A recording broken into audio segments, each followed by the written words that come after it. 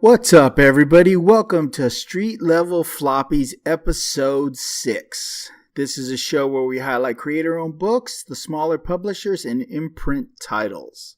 My name is Andrew. I will be hosting tonight, and today I am joined by my co-host, Fred Reads Comics. Say hi, Fred. What's up, everyone? Yes, Chris couldn't make it this evening. He had other engagements, so it's just the two of us running the show. I think we'll be okay. We'll be able to pull it off. What do you think, Fred? I think so. All right. Well, as I said, we like to do creator-owned comics, independent comics, small publishers, and imprint titles. And we are sponsored and members of the Nation of Nerds, and we like to educate, introduce you, and entertain you as we introduce you to some new books. So to get the show started off, we're going to go over a couple of comic book announcements that dropped this week. Things that comic book fans might be excited about or talking about, or there's a bit of buzz. Some new books with some new creative teams that have us excited. The first one is the Killmonger book. So Eric Killmonger, a character that you all fell in love with in the Black Panther movie, who's been around for a while in comics, is getting a 5-part miniseries that will focus on the fall of the Black Panther villain. It is being written by Brian Edward Hill and drawn by Juan Ferreira. Fred, what do you think about this announcement? I'm super excited about this book, mainly because Brian Edward Hill, if you've been listening to the show, then you know how much of a fanboy of Mr. Hill I am. I'm also excited because I've heard that it's going to be Eric outside of Wakanda, kind of dealing with things, and he's the only aspect of Wakanda in this book, if I'm correct. I'm not 100% sure on that, but it sounds right, yeah. So that's pretty exciting to me. I'm excited too. It's funny, I normally would not be excited for this book because I was telling you I'm not a fan of spin-offs from movies. Sometimes they just don't quite hit the mark as a comic book. You know, they feel like a commercial for the movie. But this is Brian Edward Hill, and so I have to buy this because everything he's been writing lately has been on the mark, you know? So I'm in. So I like you, I'm excited. I think the character is very interesting. I like the fact that it's a 5-part. I don't think there's enough story there for a full run, you know, to turn this into a monthly, but I think there's a great story to be told in 5 issues, without a doubt. Yeah, especially like coming off the movie, like what Brian Edward Hill can do because he's worked in Hollywood. I'm sure he's going to take that aspect and throw it into the book to make Killmonger like even bigger character. I mean, because the movie, if it's anything like the movie, then wow, I'm definitely in for that. I want to see like his struggles with like growing up and not being accepted, things like that. That's going to be huge for me. Yeah, I agree. That's going to be a lot of fun, and it's been added to the list, without a doubt. Yep, put it on the poll. Yep, has to be there. So another announcement is something smaller, but the next Batman annual that's coming out is going to be written by Tom Taylor, art by Otto Schmidt, and there's going to be a great-looking cover done by Brian Hitch. So we're finally going to get the other Tom on a Batman book. What's really interesting about this book is it's going to be told from the perspective of Alfred. So it's Alfred's perspective of some of Batman's missions, and we're going to see him through his eyes. I think it's a neat way to tell a Batman story. I'm excited because it's Tom Taylor, and you know a lot of his books are ending right now, so it's like, well, what's Tom Taylor going to do? And you know, we all hoped he'd get a Batman book, but they're kind of booked right now, so they slipped him in for the annual. So awesome. What do you think? Well, I can't think of the book right offhand, but I know that Tom Taylor did a book for was it New 52 Batman run that he did like a couple of story arcs? Yeah, he might have even done an annual for that, thinking back. Yeah, and it was done really well. I just like his writing. I like what he's done with X-Men Red. I've read some of the Injustice stuff, but I'm not too much of a gamer, so that's not my thing. But X-Men Red, in my opinion, X-Men Red was or still is the best X-Men book. I like what he's done there. I'm interested to see like if it's told through Alfred's eyes. It's interesting because Alfred's kind of like the father figure, so I want to see Mm-hmm. what he's thinking, see how he feels. You got to get on Injustice. It's more than just the video game. It's a hell of a run. Just start with the first graphic novel of the first series of Injustice, and you won't be disappointed. I mean, you Just like the, his writing, so right. it's an Elseworld. So you have to accept it. Like people that are good are bad, and people that are bad are good, and some strange, alliances and things. But it's so well written that you'll fall right into it. You'll be hooked. I promise you. Okay. So Um, I can tell my wife to email you when she sees me ordering more comic books. Yeah, well, you're going to go trades. So you're going to even be spending more money than just comic books. You're going to be loading Okay. up on a big old pile, probably a whole shelf worth, to be honest, Yeah. if Yeah. you get involved the first and the second one. Right. Because didn't he have like a 2-year run? Yeah, so it's called Injustice 1, and then you have Injustice 2, which he's just Yeah. wrapping up. So, yeah, Wow. you're going to be a nice pile. I have the first 5 of 1, I believe. And I slowly add to it when I have a chance. When a slow week at the shop, I add another one when I can. It's a great series. Yeah, okay. Well, that's the comic book announcements for this week. So we're going to go right into our comic book reviews. And we have 5 great books that we enjoyed this week. Heavy on the Image. Image was big this week. They usually are, but they definitely had some books that we enjoyed. So our first book is Coyotes number 6. Seth and his brothers are reunited, and they have Red and the Victorians in their sights. As the women try to build a new sanctuary for innocent girls, their ancient nemesis returns with a taste for blood. Written by Sean Lewis. Art, cover, colors, letters, everything beautiful by Caitlin Yazinski. And it's published by Image. This is Coyotes. Fred, what'd you think of Coyotes this week? Well, the solicit that you read pretty much sums up the book, but let's talk about what's really great in this book. First off, the art in this book by Caitlin Yarsky is phenomenal, to say the least. I mean, I would have to break out my thesaurus to find some better words to describe it, but it's really nice. I feel like she captures like the desert and the personalities of each character in the art, as Sean Lewis writes these characters. And one character that I'm really into, I think we said this, we were chatting, and I would call her the George Burns of the grandmas. Yeah. She captures her personality, her facial expressions really well. I really like it. And I guess I should clarify the reason why I call her the George Burns of the grandmas is because she's rocking the cigar. She's Granny smoking the cigar. And there's one panel that she drew that the Granny blows the smoke, and the smoke, it turns into like the wolf, which was absolutely beautiful. I thought that was really good. I really like this book. The personality, I really like the personalities of the grandmas. Really, I mean, everybody's talking about like, you're gonna hear on podcasts that they're gonna be talking about the Batwang. Well, Granny makes fun of the man region of character Coffee in here quite a bit too. That's she doesn't have the same. He obviously does not have the Batwang, and if you read this, you'll know what I'm talking about. And she implores them to leave room for the Holy Ghost. Remember? Yes. Yeah, this book was amazing. The dialogue is minimal, but it still gets the story across very well.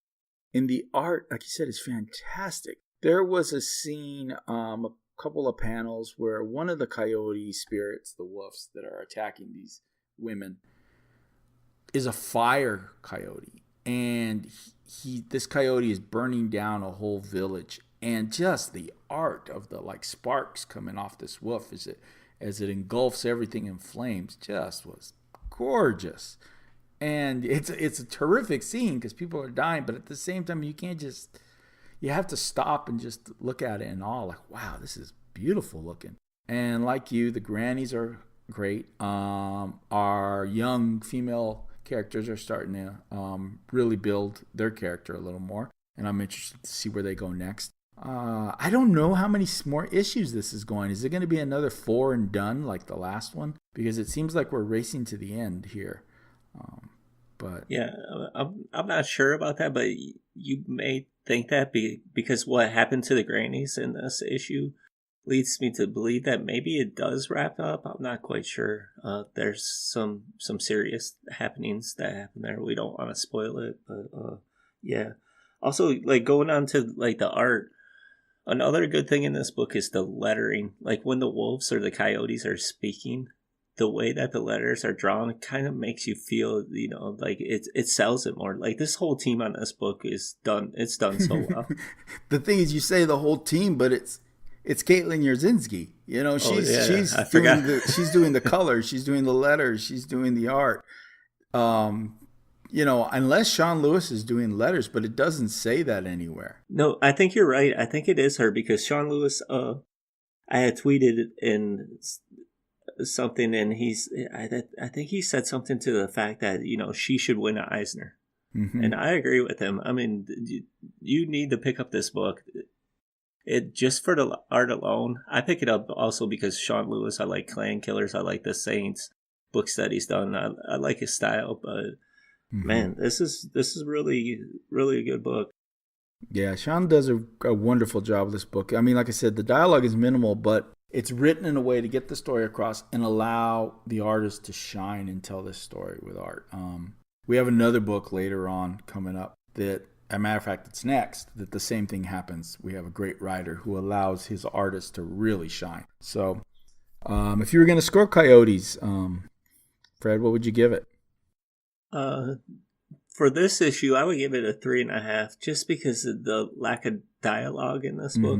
But because of the art, man, I can't wait to see what happens next. This beautiful book, and I would hate to see it go away that fast. Yeah, I'll go about a 3.5 as well. It's on its own, you might be like, wow, not a lot happened in this book. I don't quite understand what's going on completely. You do have to have read the other books, but it's a beautiful looking book. The color palette, everything about it. I love getting this book every week. It's a joy to read. Okay, so let's move on to our next book, Death or Glory, number 5. Glory has what she needs to save her dad, Red's life. But in the process, she's ticked off literally every criminal organization, the cops, and a few psycho killers to boot. The road to freedom is wide, but it's paved with corpse of the foolhardy.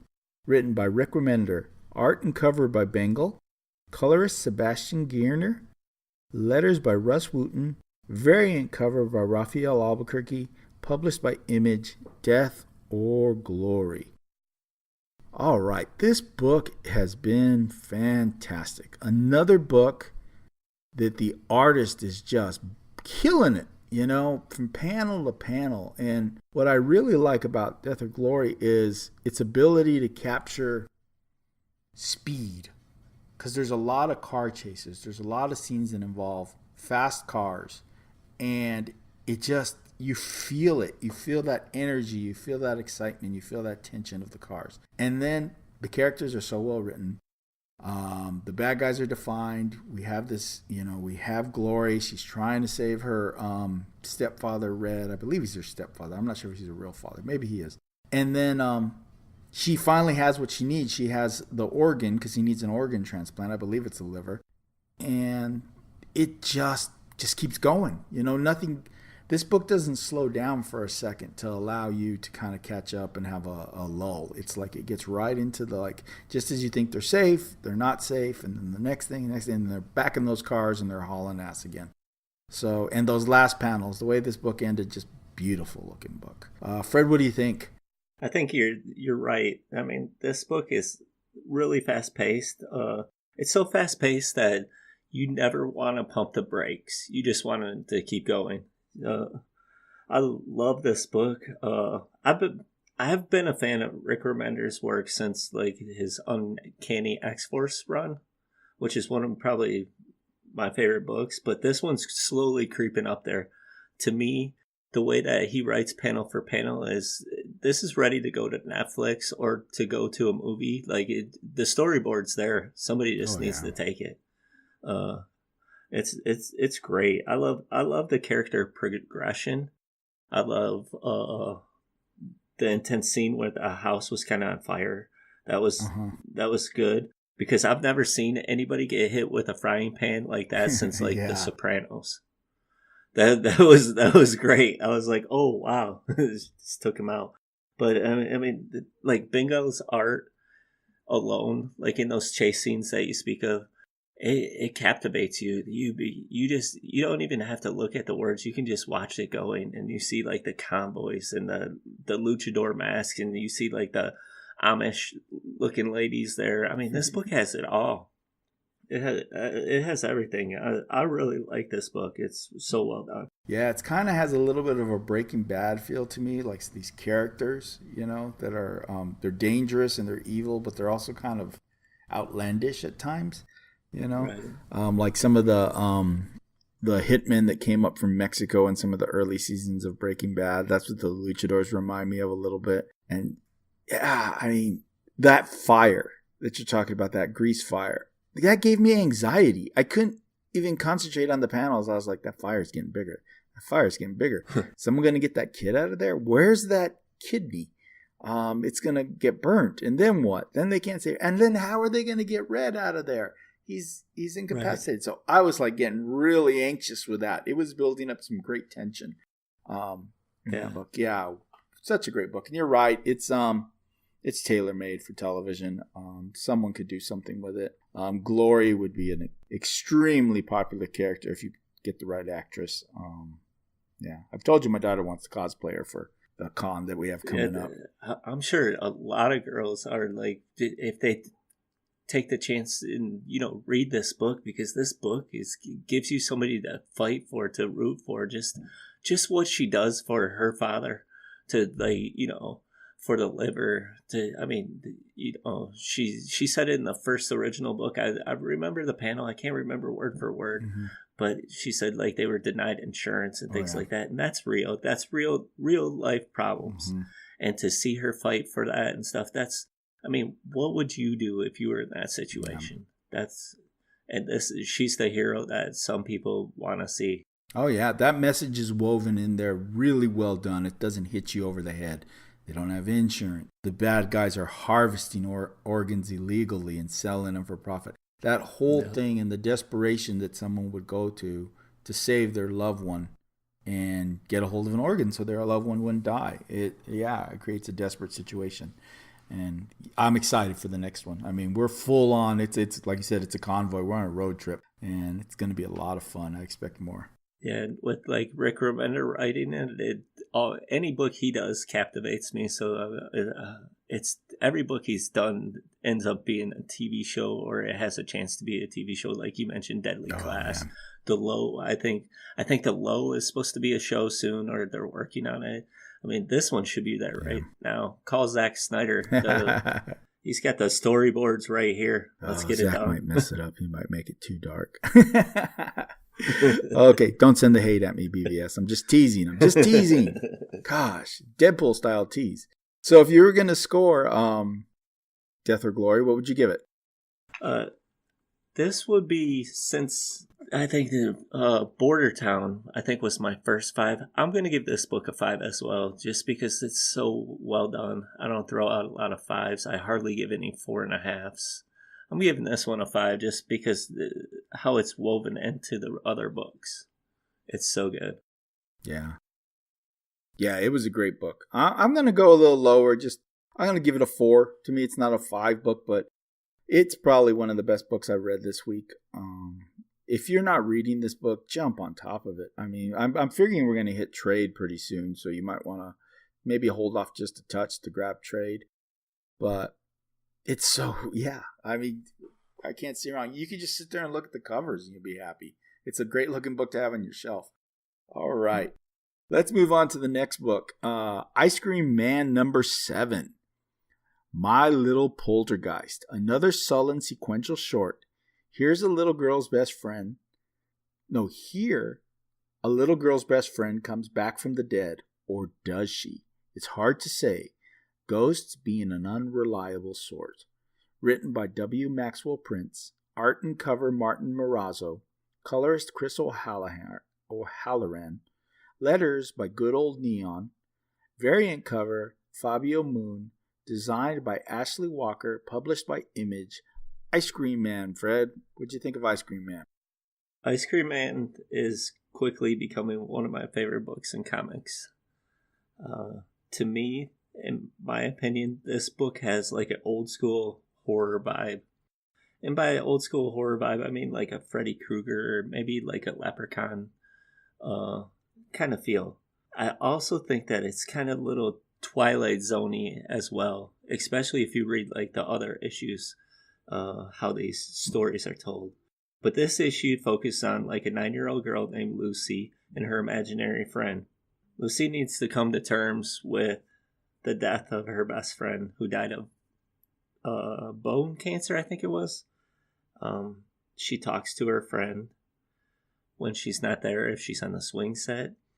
If she's at the dinner table, they set a place for her, and she talks to her friend that's not there, which causes her parents to be pretty distraught. This is an intense book because in my home, we deal with, certain types of issues health-wise with one of my kids. So, like, I could see these type of things happening in a family, so I can see it. But Lucy, she gets lured further in this book by the ice cream man to a shack. And she sees and learns some disturbing things. And I think there was a picture of a peeler and a guy who had no skin. That was pretty intense. Oh, yeah. And yeah. By intense, like the art that Morazzo does in this book and the facial, like the expressions on everyone's face are amazing. I just really like his art, like with this book or She Could Fly. He does such a good job. I mean, what did you think about this book, Andrew? Wow, this book was really neat. I came to this book having read none of them, so I picked up the trade, and then I read the last issue and this issue to build up. And your description of Twilight Zone was perfect. Each issue was its own thing, especially the first 4 or 5. I feel like with the introduction of this new character, I don't know if he's a cowboy or what he is, now we have a thread. Besides the ice cream man, we have a thread because the ice cream man has somebody who's his rival. So it adds a different dimension to it. But this particular book was really scary. Whenever you're dealing with kids who are talking to imaginary friends that they see but their parents don't, you always know this is going to go somewhere scary. We've all seen that movie, that Twilight Zone episode or whatever, where that happens, or where the kid has an imaginary friend they talk to that's not really an imaginary friend. It's something else. What was that movie? Is it Poltergeist, where they're here? It kind of has that feel to me too. Mm-hmm. Like that. Yeah. Different, yeah. I mean, all kinds of things. The Shining when he's talking to his finger. I mean, there's just all these different things. He's talking to a spirit. And so that was frightening. And then, as the ice cream man is about to, hurt this little girl, then we have this new character that's been introduced who's now basically put the ice cream man on notice that he's not going to be able to torment this town because he's basically tormenting a town. And that's why you get all these little stories about different people in the town. That's basically the series. It's a lot of fun. I mean, if you like horror and you like self-contained short horror stories, this is a book for you. While there is a thread, maybe like say Tales from the Crypt, where you have the crypt keeper threading through it, like keeping everything together, but they're still their own individual story. And I can't recommend it more. If you're a horror fan, you're going to love it. The art is great. It's scary. Yeah, great book. Yeah, I'm with you. The only thing that if you don't like horror, or if you're lactose intolerant, then you probably shouldn't pick up this book. Yeah, there's a lot of ice cream. It may make you not like ice cream. That's the only thing that might be negative about this book. You may be scared. It's true because the other day I was at the back porch and I was by the swimming pool and I heard the ice cream coming. The ice cream man still comes through our neighborhood, and I heard the music, and all I could think was this book. And I told my kids I'll just go to the store for them. Yeah, I'll just go buy you a box of Fudgicles and Rocket Pops. Yeah, we're not going to do that. All right, so if you're going to score Ice Cream Man, what would you give it? I'll give this book a 4. I enjoyed it. I enjoyed the series. I'm not really a horror fan, but for some reason, ever since I started reading like Cullen Bunn books, I've liked a lot of horror. And this is definitely, like, other than like books written by him, this is another, good title that if you like Cullen Bunn, you should probably check this out. Yeah, good book. All right, our next book is Skyward number 6. Here They Be Dragonflies, Part 1. Now a fugitive, thanks to her fight with Barrow, Will is forced to flee Chicago. What does the rest of this low-G world look like? What terrifying surprises will she face? Written by Joe Henderson. Art and cover by Lee Garbett. Colorist Antonio Fabela. Letters by Simon Boland. Editor Rick Lopez Jr. Published by Image. Skyward. This is a great place for people who have been not grabbing Skyward to jump on. It's a brand new arc. Also, the first trade dropped this same week. So you could get the trade, be caught up, and then go right into number 6 into this second arc. I think this is one of the best books out right now. It is so well written. There is nothing wasted. I don't feel like there's filler panels. I don't feel like there's filler issues. I'm attracted to the story. I really dig the father-daughter story that threads throughout this. We had a very impactful moment in the issue before this involving our lead character and her father. And then there's many moments in this book that flash back to that through other people to keep reminding you about that, what happened in the book before about the father-daughter. And it was, still a little emotional from the one before. And the introduction of the dragonflies, pretty frightening, pretty interesting. And if you haven't read Skyward, it's basically now the world no longer has gravity. So if someone were to be outside, they would float away into space to die and never come back. So they have to use gravity boots. They have to tether themselves with ropes. There's all kinds of different things that people do to make sure. And this train breaks down in the middle of nowhere. And so to go out of the train, if they get past the tree line, they're gone. They're going up in the air forever. So I really can't recommend this book more. It's one of my favorite books right now. It is so good looking. It's such a great book. Lee Gabbert draws it beautifully. If I could draw a book, this is how I would draw a book. Yeah, one of my favorites, without a doubt. Fred?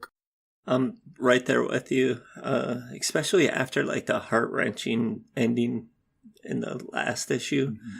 This one picks up from there, and you kind of didn't want to relive it, but you kind of do with the dialogue and how this book moves along. But what I like about this issue is that how determined Willa is to fix the world, and you can see it. It's gonna be there. I think they said that this book's supposed to go 14 issues long. What book is this? This is barely 6. So this is barely the second arc. This is the first book of the second arc. Yeah, so we still have some. There's going to be a lot of things happening, and which makes me excited because, man, I really like this book. Whether it's like the art, the story, even the colors by Fabela. I like it all. Like this is a total package. If you're going to jump onto any book and creator own, this is probably the first book I would suggest to any person that's never read a creator-owned book. It's done that well.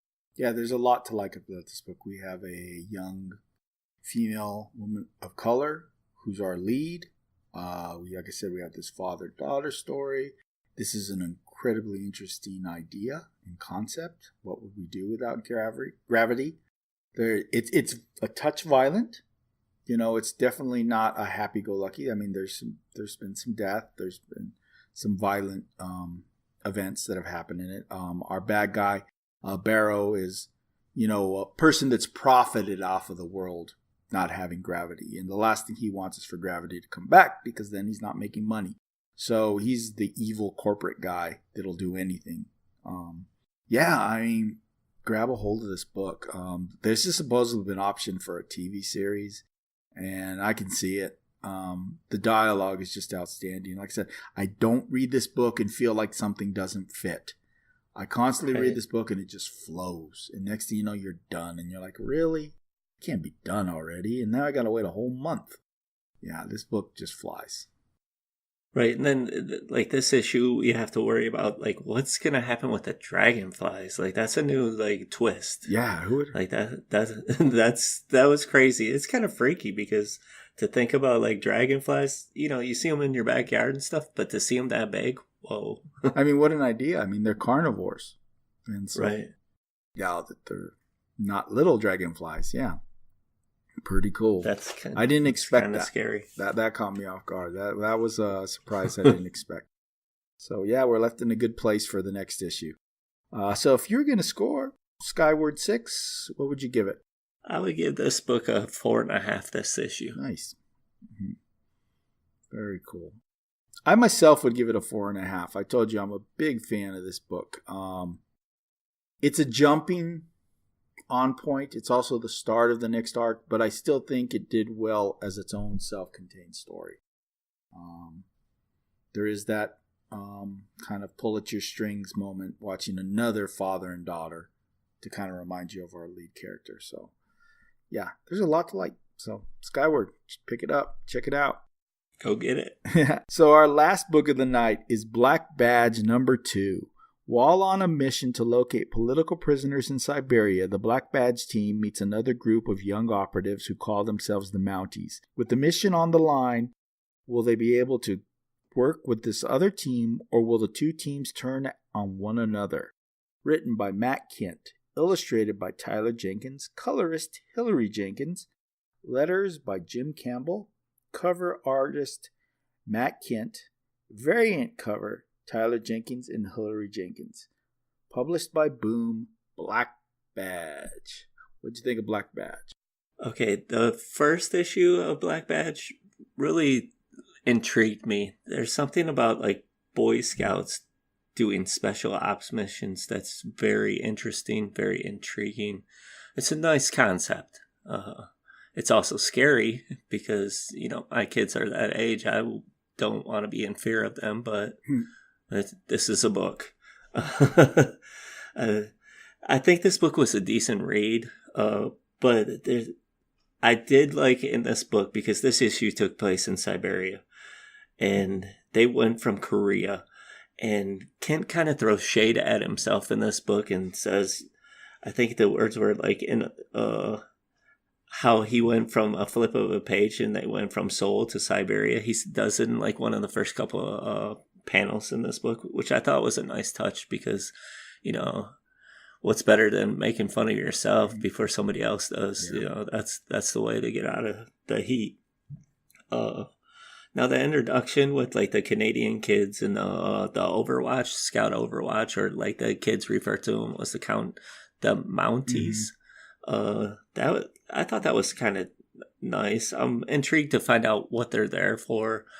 But I really felt like this was like a filler issue to move the story along. I did like a part in this book. I forgot the character's name's like Mitz.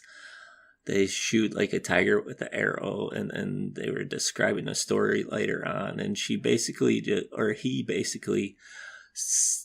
told the story of Pippi Longstocking, and they mentioned that. So I thought that was a nice touch. I think this is a fun book.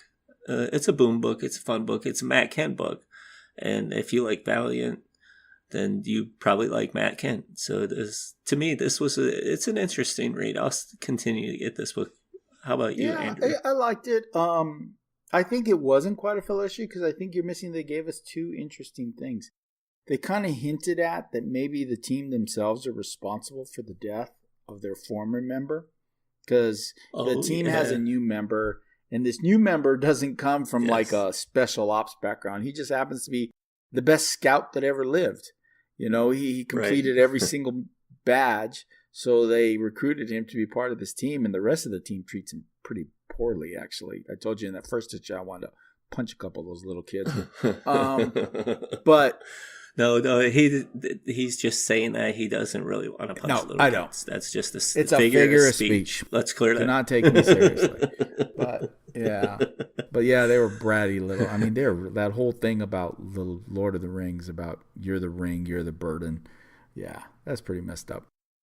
But the Mounties also suggest that this team is out of control. That's why the Mounties are there, to keep an eye on them.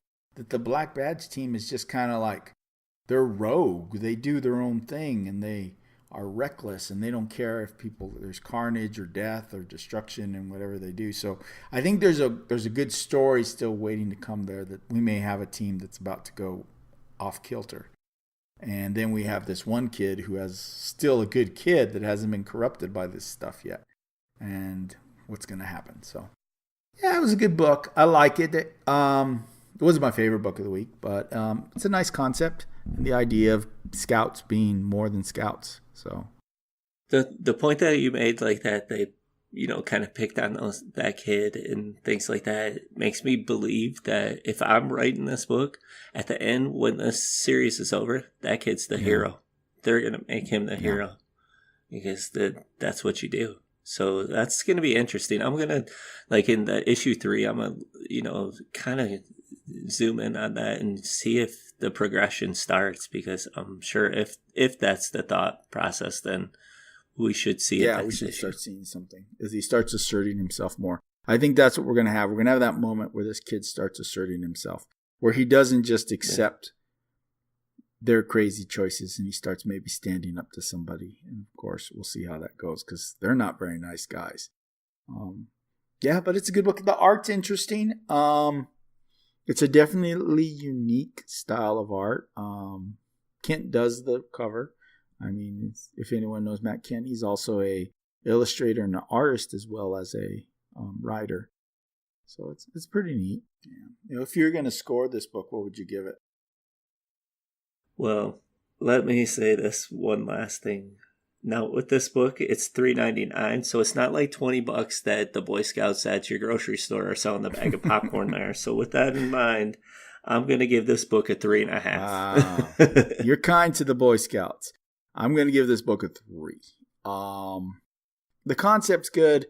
It still hasn't grabbed me enough for me to jump on. I'll probably read the next one, because I do want to know where it goes, but it's a hard to recommend for me, but it's a good, it's a good book.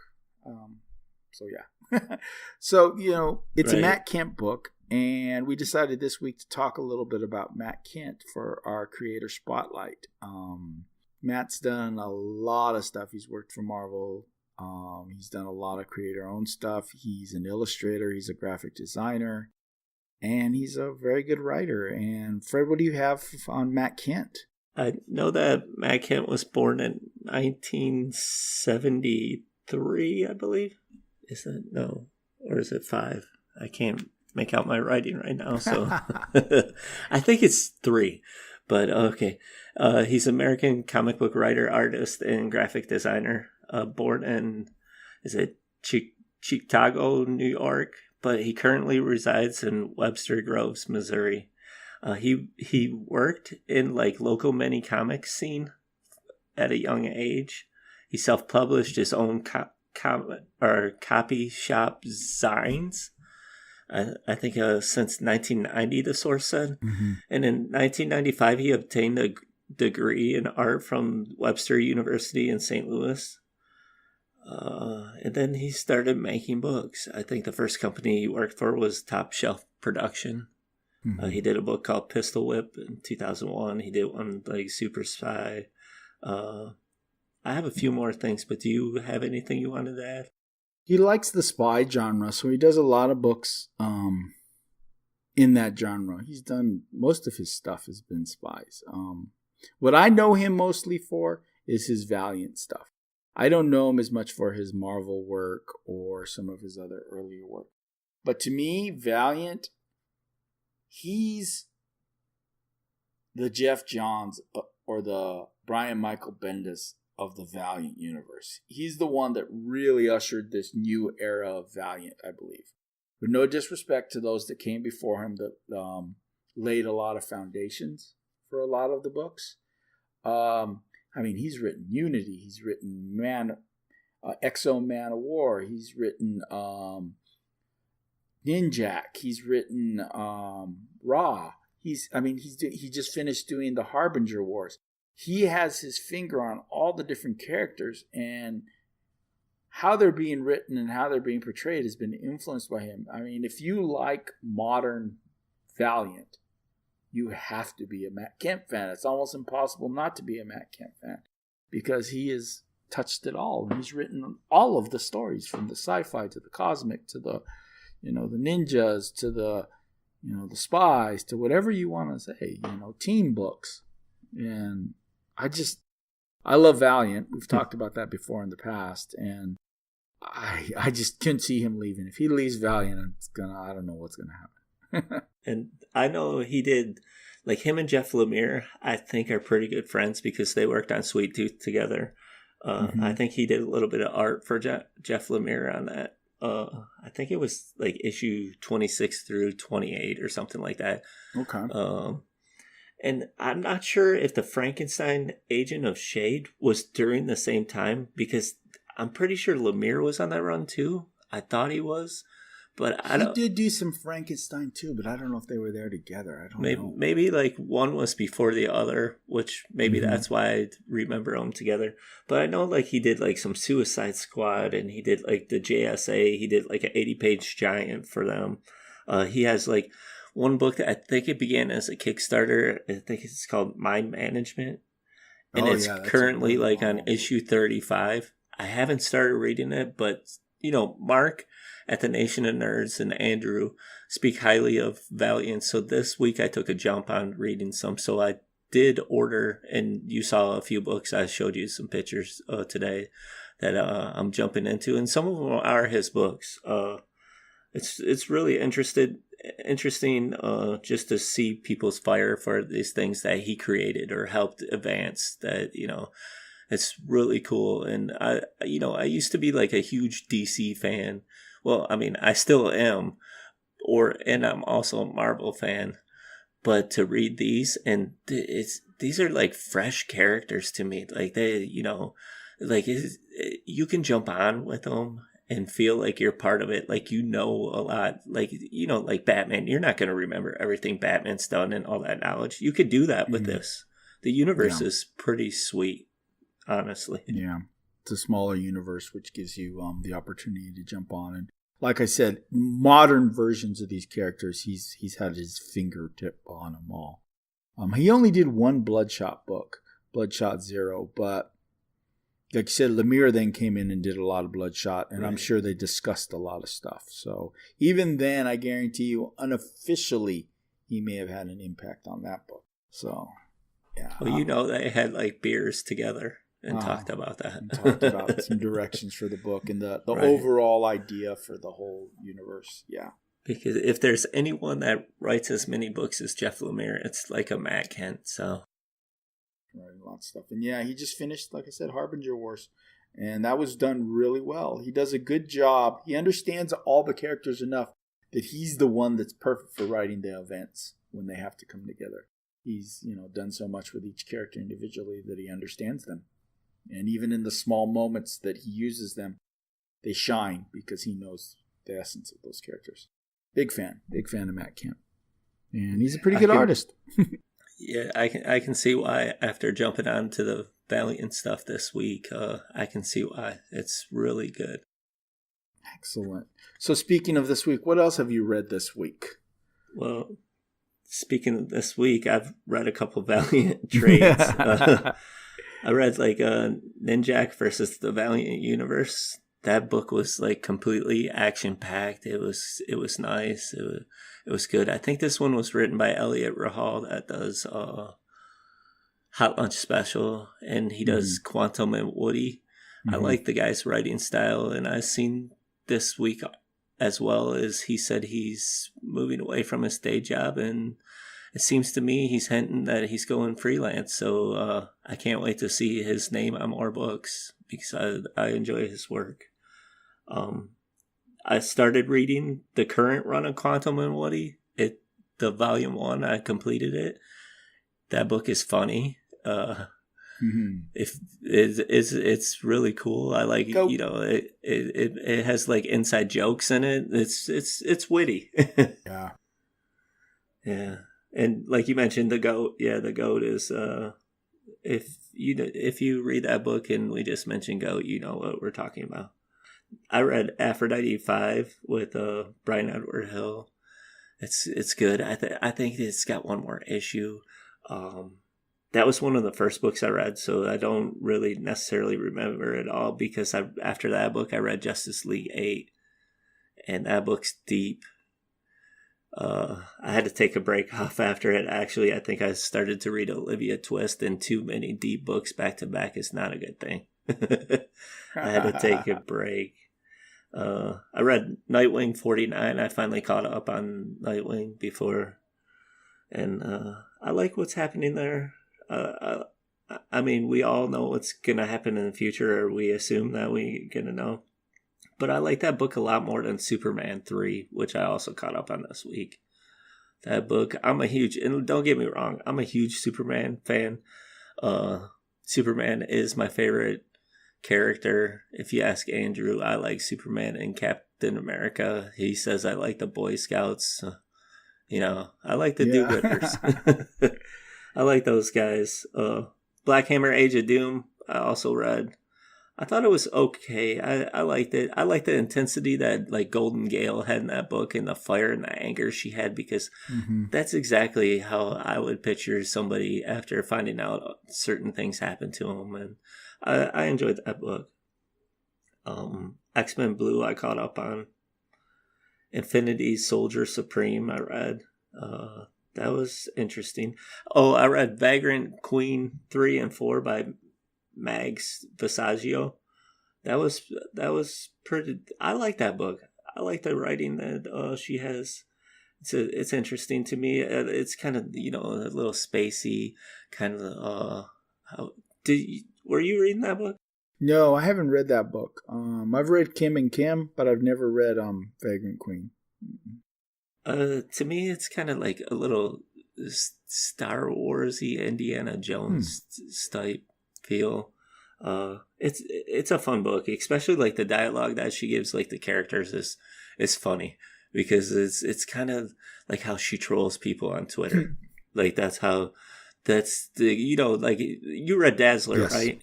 Well, okay, and you saw like the dialogue she had in there. It kind of translates over to this book. I think that's like her thing. Gotcha. Yeah, Kim and Kim has a lot of that too.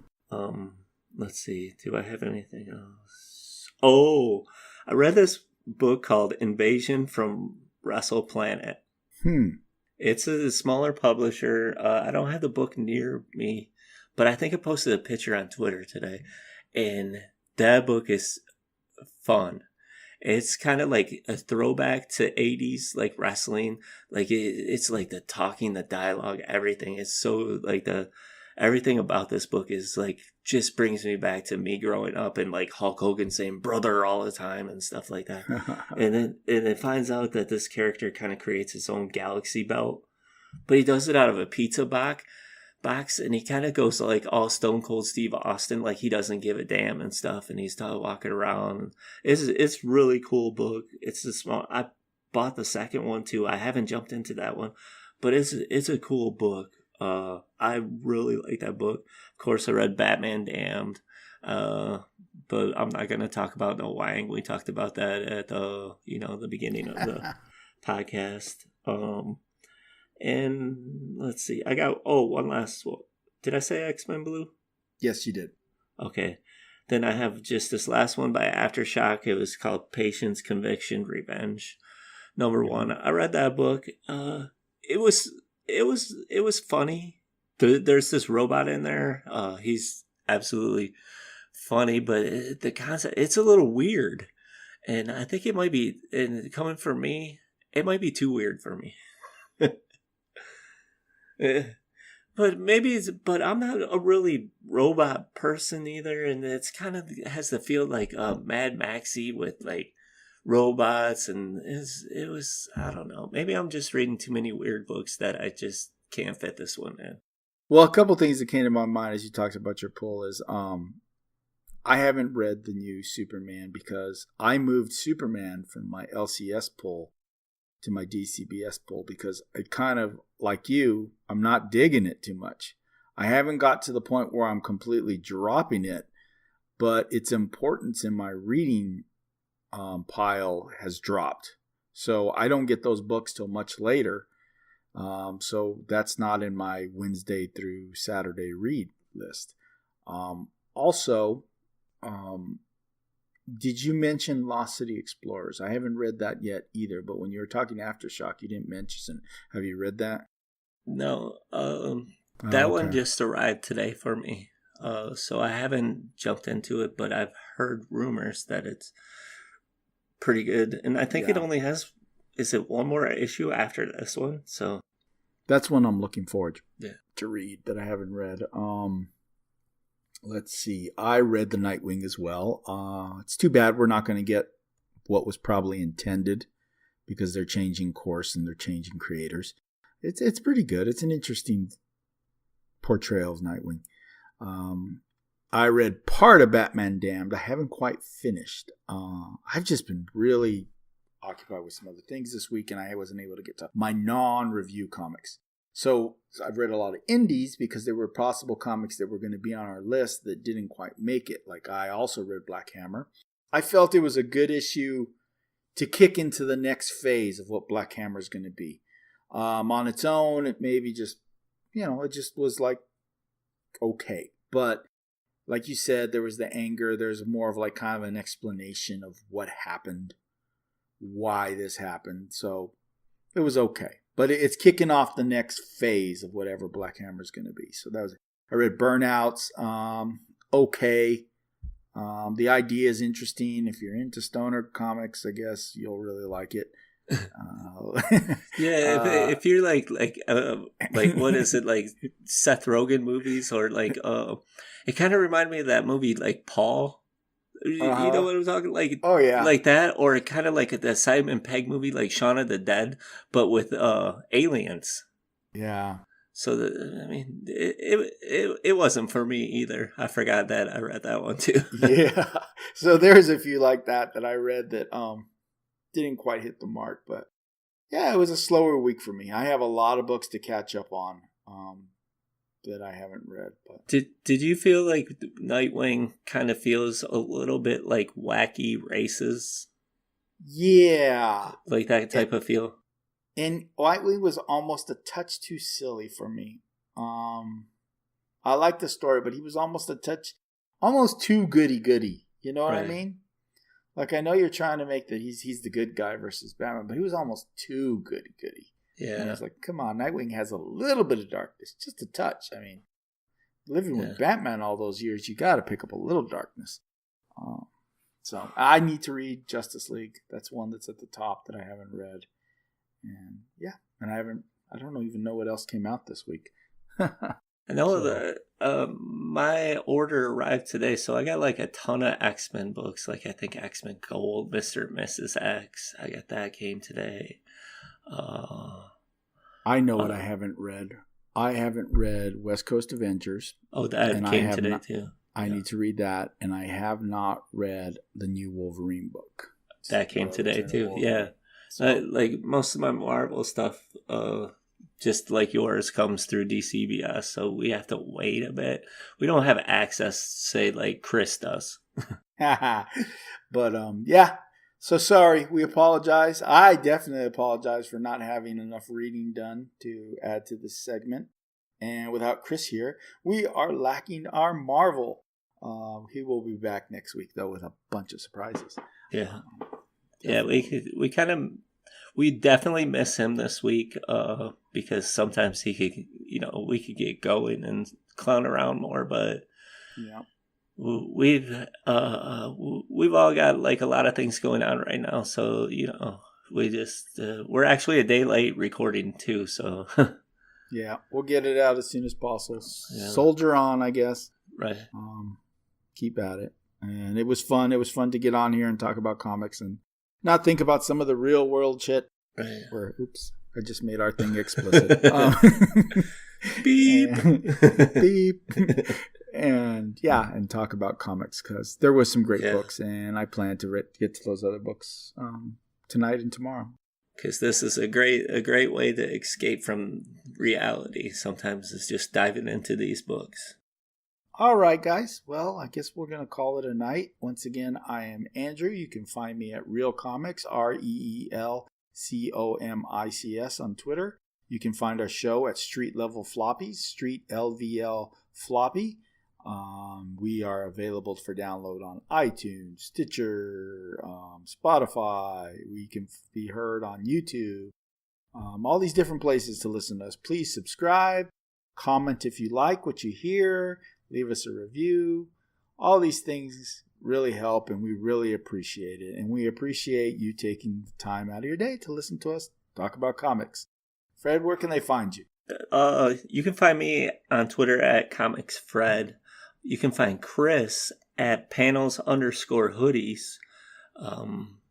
And also, if you like our reviews and things to that nature, you can check out Comic Book Corpse or Comic Book Core, not Corpse. I don't know why I say that sometimes too. That's yeah. And then the Nation Nerd Podcast with Mark, Rico, Leo, and Hiram, which we are a part of. I got to throw something out that I meant to throw out, but I was so passionate about my Skyward.